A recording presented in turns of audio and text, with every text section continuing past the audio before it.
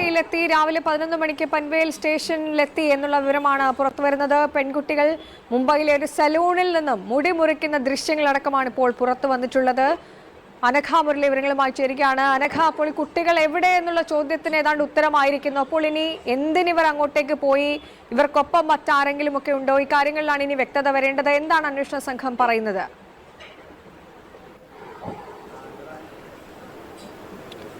ശീതൾ, തീർച്ചയായും ഈ പെൺകുട്ടികളെ കാണാതായ സംഭവത്തിൽ ചില നിർണായക വിവരങ്ങളാണ് നമുക്കിപ്പോൾ ലഭിച്ചിരിക്കുന്നത്. നേരത്തെ തിരൂർ റെയിൽവേ സ്റ്റേഷനിൽ ഈ 2 കുട്ടികളും നിൽക്കുന്ന CCTV ദൃശ്യങ്ങൾ നമുക്ക് ലഭിക്കുകയുണ്ടായി. പുതിയൊരു വീഡിയോയിലേക്ക് സ്വാഗതം. എന്തായാലും ഇന്ന് എന്ത് വീഡിയോ ആണ് ചെയ്യാൻ പോകുന്നത് എന്ന് ഇൻട്രോ എന്ന് പറയാനായിരുന്നു മുമ്പ് തന്നെ നിങ്ങൾക്ക് മനസ്സിലായി കാണാം. ആ വീഡിയോയുടെ ചുരുക്കം, അത് ആദ്യമായിട്ടാണ് ഈ വീഡിയോ കാണുന്നവരുണ്ടെങ്കിൽ അവർക്ക് മനസ്സിലാകട്ടെ എന്ന് വെച്ചിട്ടാണ് കേട്ടോ അതിന്റെ വീഡിയോ ക്ലിപ്പിംഗ് ആദ്യം വെച്ചിട്ടുള്ളത്. അപ്പോൾ എന്തായാലും നിങ്ങൾക്കത് മനസ്സിലായി കാണുമായിരിക്കും. നമ്മുടെ മലപ്പുറത്ത് നിന്ന് പോയ 2 പെൺകുട്ടികൾ തിരിച്ച് സുരക്ഷിതരായി നാട്ടിലെത്തിയിരിക്കുകയാണ്. ആ ഒരു സന്തോഷ വാർത്ത നിങ്ങളെ അറിയിക്കുന്നു.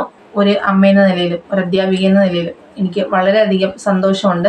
കാര്യം നമ്മൾ ഡേ ടു ഡേ ന്യൂസിലെല്ലാം കാണുന്നത് ഇങ്ങനെ ഒരു നഗരത്തിൽ എത്തിപ്പെട്ടിട്ട് ഇവർ സുരക്ഷിതരായി തിരിച്ചെത്തിയല്ലോ. സത്യം പറഞ്ഞത് വളരെ സന്തോഷമുണ്ട്. ഇനി ഞാൻ എല്ലാ വീഡിയോയിലും പറയുന്ന പോലെ എനിക്ക് 2 പെൺമക്കളാണുള്ളത്. ഏതൊരു കുഞ്ഞിനെ എന്ത് സംഭവിച്ചാലും എനിക്ക് പെട്ടെന്ന് എൻ്റെ മക്കളെയാണ് ഓർമ്മ വരുന്നത്. കാരണം നാളെ ഈ ഒരു സമൂഹത്തിലാണല്ലോ ഇവരും വളർന്നു വരുന്നത്. ഇവർ ഏത് രീതിയിലേക്കാണ് പോകുന്നത് എന്നൊക്കെയുള്ള ഭയം സത്യം പറഞ്ഞാലുണ്ട് കേട്ടോ. എന്തായാലും ഇതിനെക്കുറിച്ചുള്ള കുറച്ച് വാർത്തകൾ നമുക്ക് കണ്ടിട്ട് വരാം. നാടുവിടാൻ സഹായിച്ച യുവാവ് കസ്റ്റഡിയിൽ. ആ യുവാവ് ആര്, എവിടെ, എങ്ങനെയെന്നൊക്കെ കുറച്ചായി പ്രേക്ഷകർക്ക് ചോദിച്ചുകൊണ്ടിരിക്കുന്നില്ലേ. എടവണ്ണ സ്വദേശി റഹീം അസ്ലമിനെയാണ് പോലീസ് കസ്റ്റഡിയിലെടുത്തത്.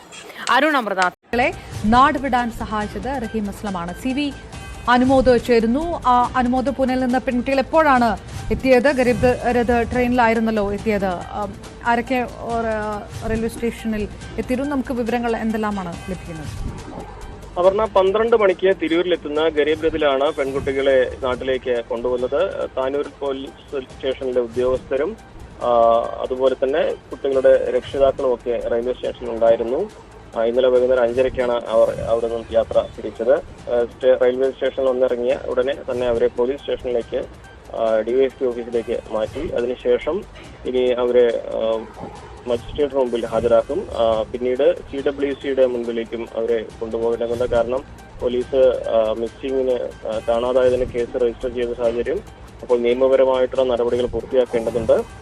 ഇതിന് നടപടികൾ പൂർത്തിയാക്കിയ ശേഷം അവരുടെ മൊഴി വളരെ വിശദമായിട്ട് രേഖപ്പെടുത്തേണ്ടതായിട്ടുണ്ട്. കാരണം കേസിലെ മറ്റൊരു പ്രതിയായിട്ടുള്ള, അല്ലെങ്കിൽ ഈ പ്രതി എന്ന് പറയുന്നില്ല, ഈ കേസിൽ ഉൾപ്പെട്ടിട്ടുള്ള എടവണ്ണ സ്വദേശിക്കെതിരെ ഏതെല്ലാം വകുപ്പുകൾ ചുമത്തണം എന്ന് പോലീസ് നിശ്ചയിക്കുക ഈ പെൺകുട്ടികളുടെ മൊഴികളുടെ അടിസ്ഥാനത്തിൽ.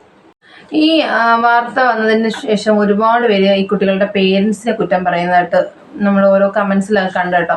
പക്ഷേ ഞാൻ എൻ്റെ വീഡിയോയിൽ അവരുടെ പേരൻസിനെ കുറ്റം പറയുകയല്ല ചെയ്തത്.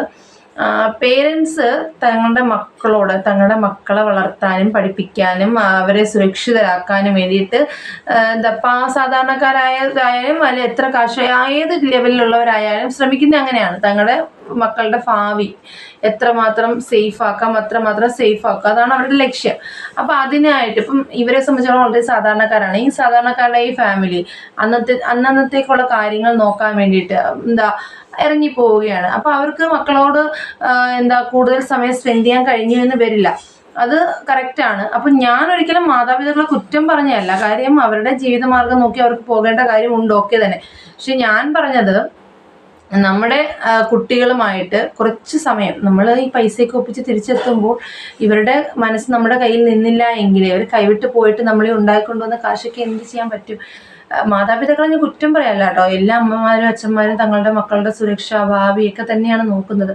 കുറച്ച് ടൈം നമ്മൾ പുറത്ത് നമ്മുടെ ഫ്രണ്ട്സിനോട് ചിലവഴിക്കുന്ന അത്രയും സമയം വേണ്ട. നമ്മുടെ മക്കളുടെ മനസ്സ് തിരിച്ചറിയാൻ നമുക്ക് സാധിക്കും. ഡെയിലി എല്ലാ ദിവസവും സ്കൂളിൽ നടക്കുന്ന ഇപ്പം എൻ്റെ ഈ റിക്വസ്റ്റ് എന്ന് പറയുന്നത് കുഞ്ഞു മക്കളുള്ള അച്ഛനും അമ്മമാരടുത്താണ്. ഇപ്പം എനിക്കൊരു മോളുണ്ട്, 4 വയസ്സുള്ള മോളുണ്ട്. അവളിപ്പം അടുത്ത ഈ അക്കാഡമിക് ഇയർ മുതൽ സ്കൂളിൽ ജോയിൻ ചെയ്യും. അപ്പം അവൾ സ്കൂളിൽ നിന്ന് വന്നു കഴിഞ്ഞാൽ എത്ര ടൈം ഇല്ലെങ്കിലും ആ സ്കൂളിൽ എന്തൊക്കെ നടന്നു, A to Z കാര്യങ്ങൾ അവളിൽ നിന്ന് മനസ്സിലാക്കി കഴിഞ്ഞാൽ അതൊരു റുട്ടീനാക്കുക. എല്ലാ ദിവസവും അങ്ങനെ തന്നെ. എത്ര സമയം ഇല്ലെങ്കിൽ അത് ജസ്റ്റ് കേൾക്കാനുള്ളൊരു നമ്മൾ ചെയ്തോളൂ. എന്ത് ജോലി ചെയ്യുമ്പോഴായാലും ഒരു കുറച്ച് ടൈം അവർക്ക് വേണ്ടി കൊടുക്കുകയാണെങ്കിൽ അതൊരു ഡെയിലി റുട്ടീനായി മാറും. അത് അങ്ങനെ തന്നെ ആയിരിക്കും എല്ലാ ദിവസവും. അപ്പോൾ അവർ ഒളിച്ചു വെക്കുക എന്നൊരു സംഭവം അവിടെ കാണില്ല.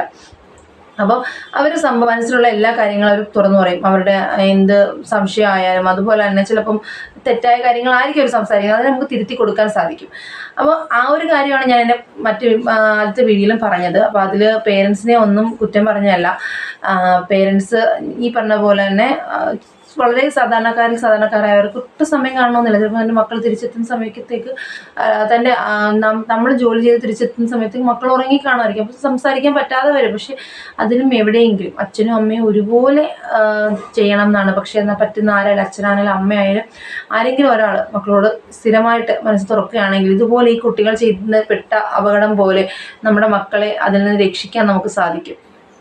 അതുപോലെ സോഷ്യൽ മീഡിയയുടെ ഉപയോഗം. ഈ സോഷ്യൽ മീഡിയയിൽ ഒരുപാട് ചതിക്കുഴികളുണ്ട്. ഇൻസ്റ്റാഗ്രാം എന്ന് പറയുന്ന സംഭവം എനിക്ക് തോന്നുന്നു വളരെയധികം ഡേഞ്ചറാണെന്ന് എനിക്ക് തോന്നുന്നു കേട്ടോ. കാര്യം അതിൽ കോളിങ്, ചാറ്റിങ് എല്ലാ കാര്യങ്ങളും നടക്കും.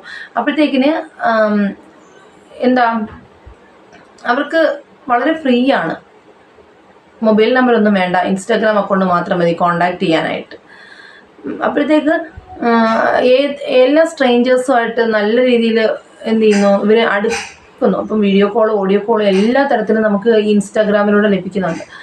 ഗ്രൂപ്പ് കോള് എല്ലാം ലഭിക്കും. അപ്പോൾ അപ്പോഴത്തേക്കിന് ഇവർ ആ ഒരു വലയത്തിൽപ്പെട്ട് ഒരുപാട് അപകടങ്ങളിലേക്ക് ചെന്നപ്പെടും. ഈ 16-17 ടീനേജ് എന്ന് പറയുന്ന കാലഘട്ടത്തിലെ കുട്ടികൾക്ക് ഒറ്റ ചിന്തയുള്ളൂ, രണ്ടാമതൊരു ചിന്തയില്ല. അതാണല്ലോ ഈ പ്രായത്തിലുള്ള +1 കുട്ടികളായ ഇവിടുന്ന് മലപ്പുറം തൊട്ട് മുംബൈ വരെ പോയത്. മുംബൈ എന്ന് പറയുന്ന ഒരു സിറ്റിയെക്കുറിച്ച് മനസ്സിലാക്കിയിരുന്നു എങ്കിൽ അവരിങ്ങനെ പോകുമായിരുന്നോ? ഇല്ല. അത് തന്നെയാണ് ഞാൻ കഴിഞ്ഞ വീഡിയോയിലും പറഞ്ഞത്.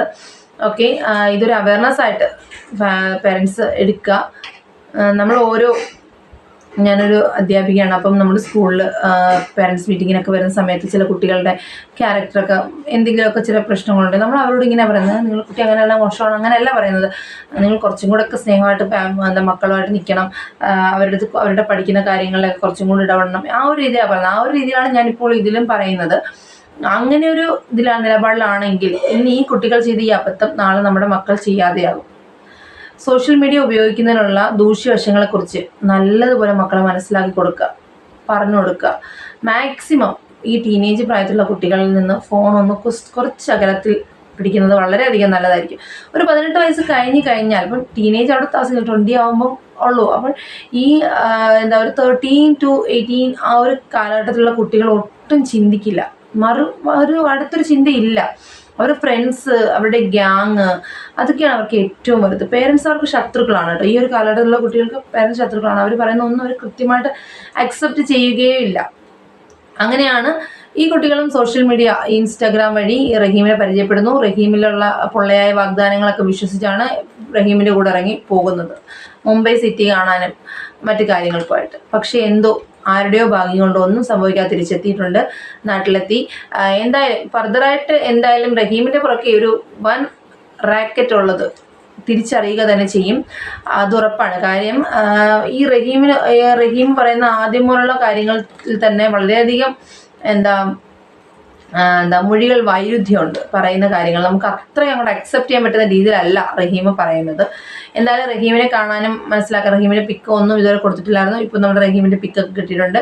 റഹീമിനെ കുറിച്ച് ഡീറ്റെയിൽ എല്ലാം കിട്ടി. റഹീമിനെ പ്രതി ചേർക്കപ്പെട്ടല്ല, റഹീം ഇതിനകത്ത് പ്രതിയാക്കി ഒരു ഇതിൽ പറയുമ്പം അത് ക്ലിയർ ചെയ്യുന്നുണ്ട്. അങ്ങനെയല്ല, അയാൾ കൂടുതൽ ചോദ്യം ചെയ്യലിന് വിധേയമാക്കും. എന്താണ് ഈ കുട്ടികൾക്ക് സംഭവിച്ചത് കൃത്യമായിട്ടുള്ള, അതായത് കുട്ടികളെ നല്ല രീതിയിൽ ചോദ്യം ചെയ്ത് വരുമ്പോഴത്തേക്കിന് തന്നെ ഇതിന് കൃത്യമായിട്ടുള്ള എല്ലാ വിവരങ്ങളും പുറത്തു വരും. അപ്പോഴത്തേക്കിന് റഹീം എന്തായാലും ഇതിൽ പെടും എന്നുള്ള കാര്യം ഉറപ്പാണ്. എന്തായാലും ഈ വീഡിയോ മാക്സിമം ഒന്ന് ഷെയർ ചെയ്യുക. കാരണം നമ്മുടെ മക്കളെ, ഇനിയൊരു മക്കൾക്കും ഇങ്ങനൊരു അവസ്ഥ ഉണ്ടാകാതിരിക്കട്ടെ. ഈ കുഞ്ഞുങ്ങൾ തിരിച്ചെത്തിയത് അവരുടെ അച്ഛനമ്മമാരുടെ ഭാഗ്യം കൊണ്ടായിരിക്കണം. ഇതുപോലെ ഇനി ആവർത്തിക്കാതിരിക്കാൻ മറ്റു കുട്ടികൾക്കൊരു അവയർനെസ്സിനും കൂടി വേണ്ടിയിട്ടായിരിക്കും. എന്തായാലും ഇന്നത്തെ ചെറിയ വീഡിയോ ഇത്രയേ ഉള്ളൂ. പുതിയൊരു വീഡിയോ കാണുന്നവരെല്ലാവർക്കും tata bye bye, see U.